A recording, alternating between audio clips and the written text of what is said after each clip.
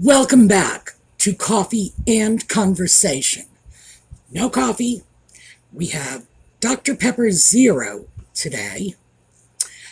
Just too hot for coffee, but it's not so hot that I have to be retreating to the back bedroom. And we'll see how Audie takes to that. He is here with me now somewhere. He's probably like halfway under the bed so that I will notice how unhappy he is. But it is actually much, much cooler. So hopefully the complaints will be abated somewhat. It rained today, and that's what's responsible for this. So, as you can see, no scarf, just a yellow shirt. And I wore this for a reason, because I wanted to show off this piece.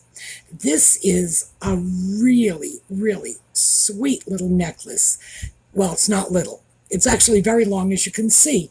Here you go. We've got 3 strands there. Here's the 4th. I just wrap it around my neck until I run out of necklace. It is wonderful. But this was from Randy, and it is pearls, because I guess Randy, here we go, there we go, there. I guess Randy happened to notice that I do wear pearls most of the time, and peridot, my birthstone, along with other stuff. I don't even know what all the other stuff is. And I believe she crocheted this. At least this is what Jane tells me it looks like to her. And Jane can actually knit and crochet. I can't.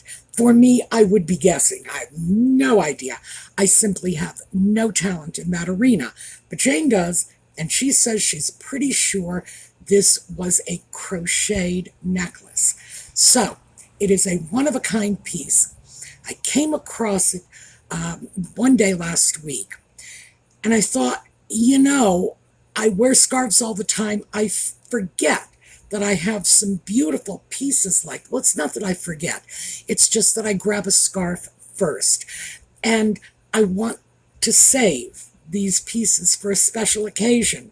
But, when you do that, the special occasions never seem to come along, and the nice jewelry, the stuff you love, just ends up sitting in the jewelry box. So, what I am making a point of doing, and I'm starting now, it's one of those from here on in, I am going to start taking the pieces I love out and wearing them.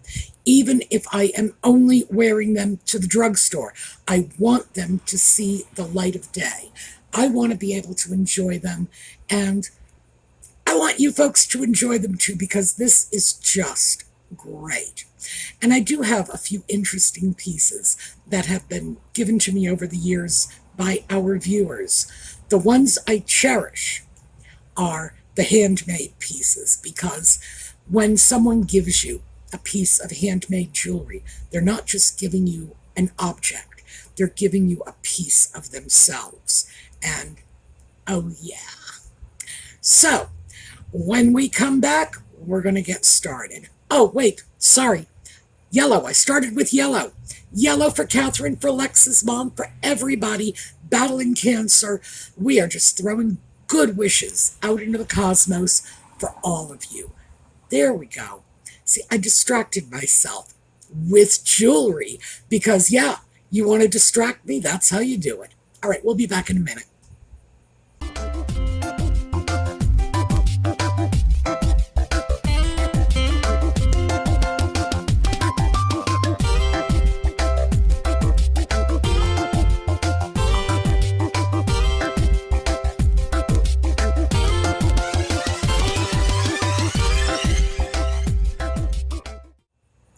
So, speaking of our viewers, I had something else that I wanted to do today. However, I'm going to strike while the iron is hot, because Colleen Harrigan-Staver, one of our viewers, and from the beginning, Colleen has been involved with this channel. She and I were texting this morning, so let me give you a little more background about Colleen's relationship to the channel. Some time ago, and the channel has been around for just over 5 years. And I think it was just under 5 years ago that Colleen and I guess she roped a few other people into this. They opened a uh, Facebook group. You can tell I know nothing about Facebook. I don't do social media, so they did that for the benefit of the channel, as a way to have an opportunity for viewers to gather and share ideas. And these are all very, well, they're crafty people, first of all. So these are people who just work with their hands, which is delightful. Yes, in case you hadn't noticed. And it's created a wonderful sort of a community within our community. And it's called Sumi's Angels. And I'll put up, here you go. This is my pictures of the four ladies who do the group. And you can clearly see Colleen. I got the names there and the name of the group. So go over to Facebook, check them out. It is a wonderful community full of wonderful people. And they do a lot to support this channel in more ways than are apparent on the surface. For example, they run our giveaways. When I do a giveaway, the channel will announce it, but it goes over to Facebook. And the reason this is important is because scammers are, oh gosh, they are like cockroaches. Turn out the lights and they are scurrying out to attack everything in sight. Scammers will take advantage of YouTube channels that have a reputation for offering things to viewers, anything, even if it's just, they're selling merchandise. The scammers will go over, tell people they've won something, and then say, but you have to send me money. Now, I always thought it would not be possible for any of our viewers to be taken advantage of by scammers, because I've always said, if you have to pay for it, it's not much of a giveaway, which is why when I do real item giveaways, tangible objects as giveaways, I limit those giveaways to the US and Canada, because I can ship to the US and Canada without incurring any tax ramifications for the recipient. I just send it out, and it's the USPS kind of treats Canada Post like it's a subsidiary of the USPS. If it's going to Canada, they're like, okay, fine, let's not worry about it. But if it goes over to the UK, it has to go through customs, and then they can tax it.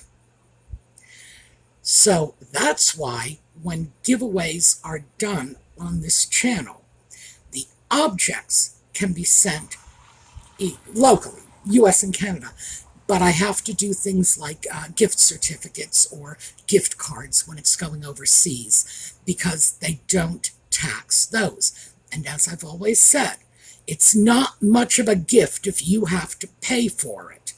So I thought that alone will protect my viewers. They will understand that no way is anybody ever going to ask them for money, because that does not happen. Unfortunately, I think a couple of people were victimized. I don't know what to say. It's unfortunate. But that's why I took the giveaways off the channel, and because the Sumi's Angels are so much better at this than I am. They really are. They can work a giveaway like you wouldn't believe. And me, I'm lost and confused. So it goes over to them. And that keeps the scammers out, because scammers don't have access to that Facebook group. You have to be approved to get into the group. So, yeah, they're not letting scammers in. Somebody goes to them and says, hi, I'm a scammer and I'm hoping to cash in on giveaways. Yeah, they're just going to get kicked to the curb. So it's been a very good situation for me, in that they take care of the giveaways, and that ensures to everyone's satisfaction that everything is above board, because it's not just, I'm doing this, off my kitchen table in my spare time. We have 4 other perfectly independent women involved in the project. And so we're all a very good cross-check on each other. Not that I feel we need it, but if anybody does have questions, there are simply too many of us involved in this for anyone to think there's hanky-panky going on in the giveaways. It keeps the scammers out, and most importantly, it keeps our viewers safe. So I am like wildly grateful for them. They are just fabulous. So back to Colleen, now that I've done my little promo for that Facebook page, and do check it out because they have a terrific time over there. So Colleen and I were texting this morning, and we were talking, and I'm not going to quote the text. They're right here, but I'm not going to read them to you because what we were saying was between ourselves and not for publication necessarily, but we were discussing the situation going on with the younger generation, as we tend to do. Why? Because we're older, and that's what older women do. We badmouth the youngins. My grandmother did it to me. I'm doing it to the young generation now.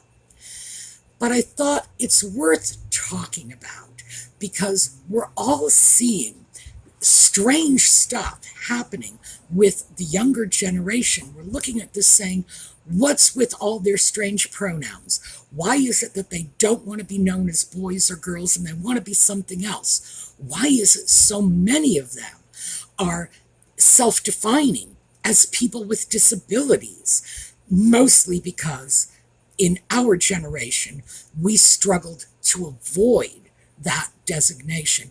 Lord knows I did. So, little personal stuff. You all know, I've been blind almost all my life. My issues set in when I was 4, and I spiked an insanely high fever. It was not the highest on record, trust me. I probably went 4 degrees below the highest record on, or the highest fever on record. Thank goodness. And that was the highest survivable fever on record. I think that was like 113 Fahrenheit, and they guesstimated mine at about 109. So, yeah, blew my visual cortex, but all things considered, I was incredibly lucky because I should have been dead. I should have been developmentally delayed. I should have been all kinds of stuff. And believe me, there are fates worse than blindness, you know. I don't feel like the quality of my life is in the toilet just because I don't see all that well. But I struggled my whole life to avoid that designation, especially when I was young. When I was in school, I did not want to be pulled aside as, you know, the pathetic little blind kid. When I got to be a teenager, I did not want to be, you know, oh, there she is with the Coke bottle glasses. No. So I fought to get away from that. And in fact, that was not uncommon in my generation. Now, the downside of that is it was because we were raised to believe that people with disabilities were somehow inadequate or defective. It was something to be hidden, to be ashamed of. That was not a good thing. But the fact that we didn't define our lives through our disabilities was terrific. It's what allowed me to have a normal life. It's what allowed a lot of the people I knew who were also disabled, because when you're a disabled kid, you know other disabled kids. Many of us were able to break away from that and just, yeah, well, I'm not hard of hearing. Oh, no, I see just fine. Yeah, well, no, I'll get off the crutches just as soon as my knee heals. Those are the things we told people. Honestly, it is.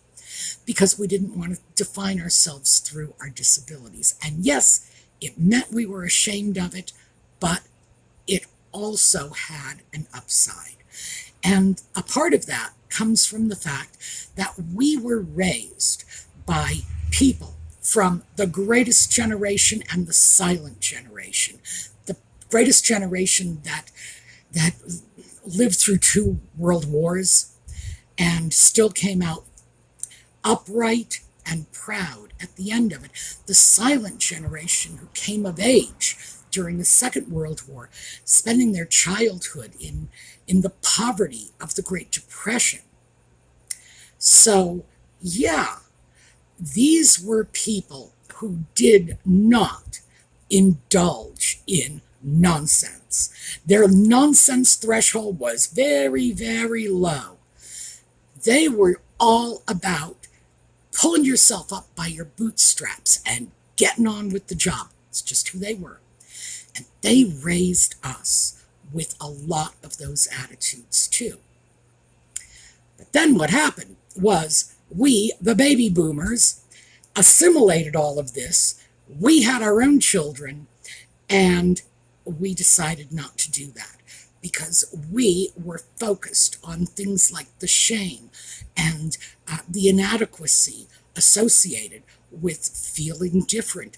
We wanted our kids to feel special.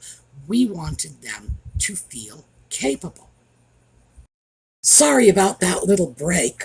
A neighbor came to the door, so yeah, because it's not as hot as it's been. So the neighbors are, I guess, now taking out the stuff they wanted to do but couldn't, while it was hot. And now that we've got a nice little sort of cool spell in the mid-80s, the neighbors are out and about again. Let me pick up where I left off. Our parents raised us with a certain sense of embarrassment about being different because they were raised themselves in very, very conformist societies. So we were raised in a largely conformist society as well, but we rebelled in the late 60s. And then as parents ourselves, we raised our children to believe that whoever you were, you're okay. It's like, it's all right. You don't need to be ashamed of who you are. You don't need to be just like everyone else.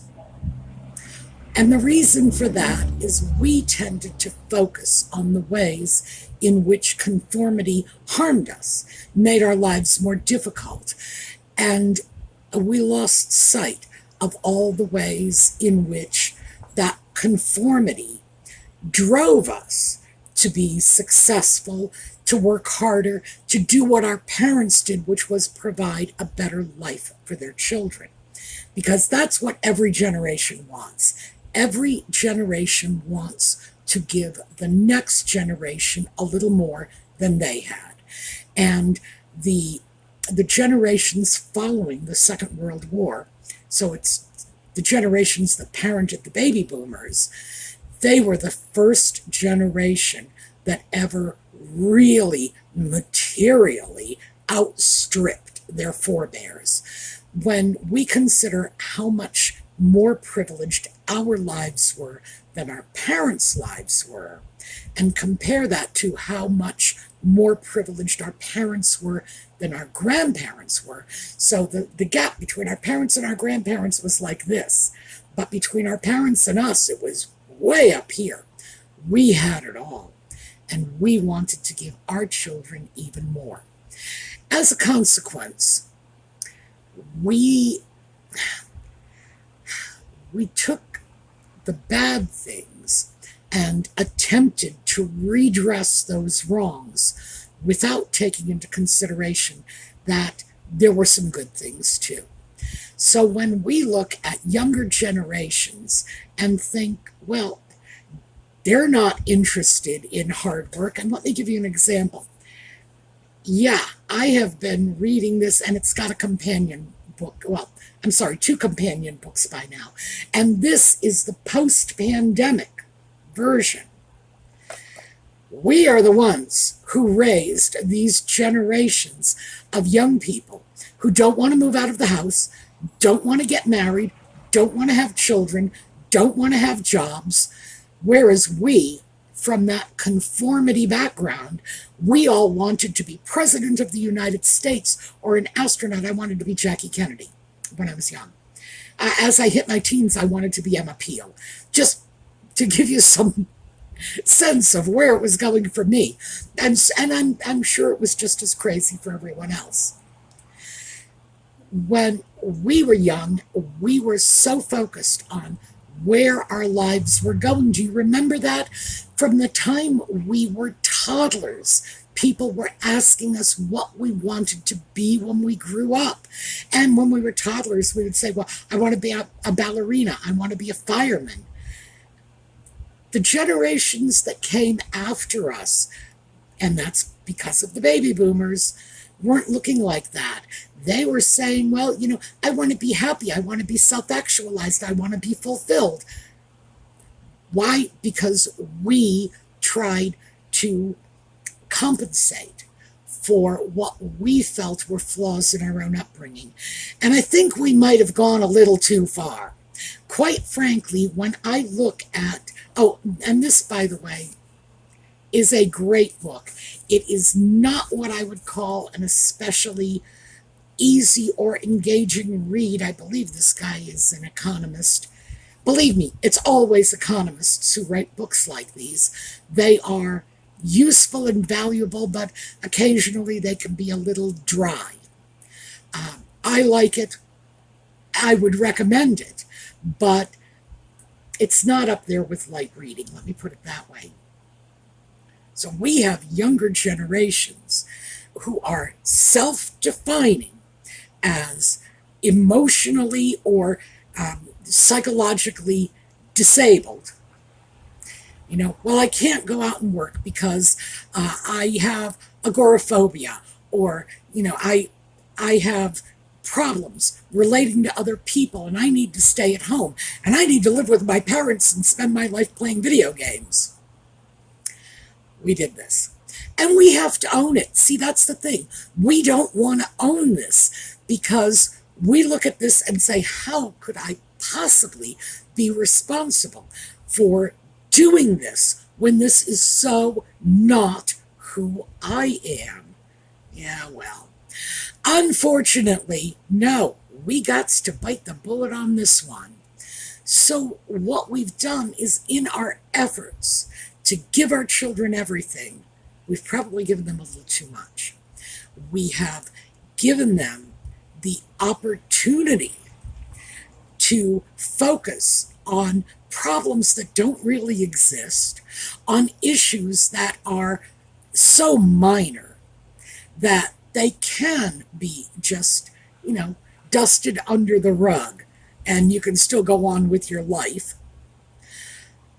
But we've kind of created a world in which it's like, I'm okay, you're okay, and everything is wonderful, and it's not all right for anybody to look at them and say, look, move out of your mother's house, you bum.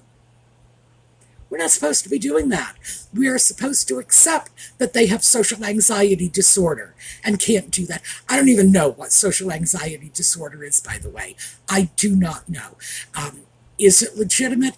Half the stuff I'm reading in the DSM is like, yeah, a little sketchy. Oh, and by the way, I'm not the only one who thinks so. There are plenty of professionals who are looking at the DSM saying, yeah, that's a touch sketchy. We've created a world in which it's okay for people to be whoever they wish to be. And sometimes that's not a productive member of society. And we've been telling them, yeah, fine, go ahead. Be a non-productive member of society. And then we get upset when that's what they're doing. Now, this is not to say that all of Generation X and all of the millennials and all of Gen Z are just, wastrels and losers. No. And many of them are, just from my own personal experience, well-grounded, delightful people with their heads screwed on right. And if you want an example, just go through the comments on any of my videos and look up Sweet Hister Tea. She is barely 21, and she is not at all reflective of this, I don't want to work, I want to sit home and play video games. Yeah, she's a gamer, but that's not all she does. She has a life. She is in school. She has goals and aspirations, and she has her own YouTube channel. She makes videos. She is working toward goals. Now, so good for you, Lex. You stand out like a shining star.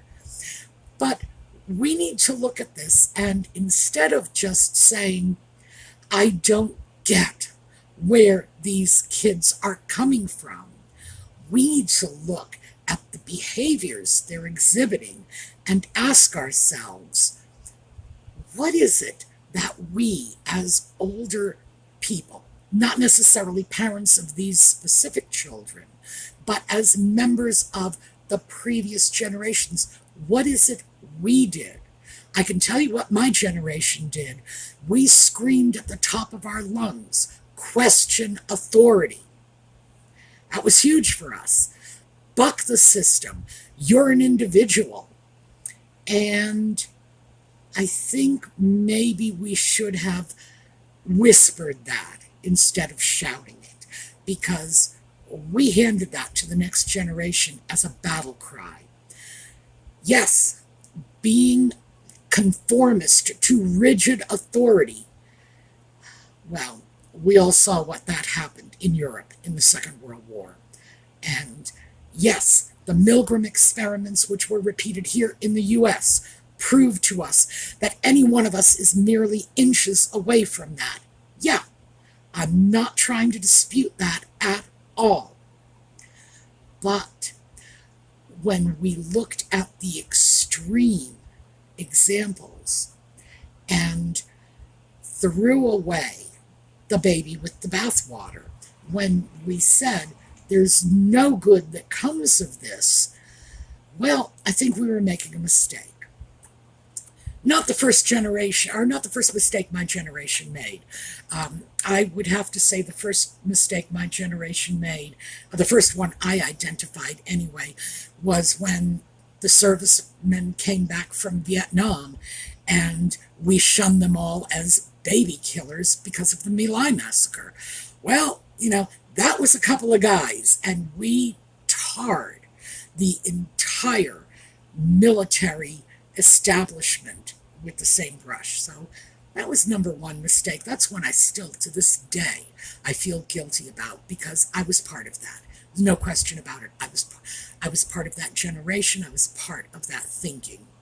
So my bad. And of course, we've seen the pendulum turn. Now, people come back from overseas and we are all, thank you for your service. So we are capable of changing.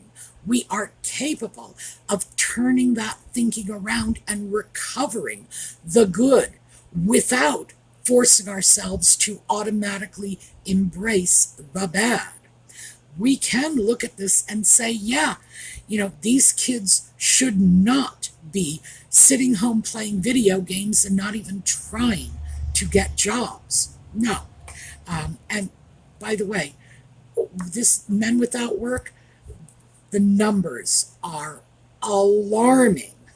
And this author is only talking about able-bodied working age men. Just so we're clear about that. The numbers are alarming. And we need to look at that and accept the responsibility that we bear for helping to put this dynamic in motion. And it is a dynamic that we look at now and say, this is insane. This has gotten out of hand. How do we roll this back a little? Well, the way we roll this back a little is the way you roll anything back a little. It starts with saying, yeah, I screwed up. Sorry about that. Didn't mean to do it, but yeah, that's what happened. And then we need to start expressing our opinions, about the good that we had as young people growing up in a largely conformist society.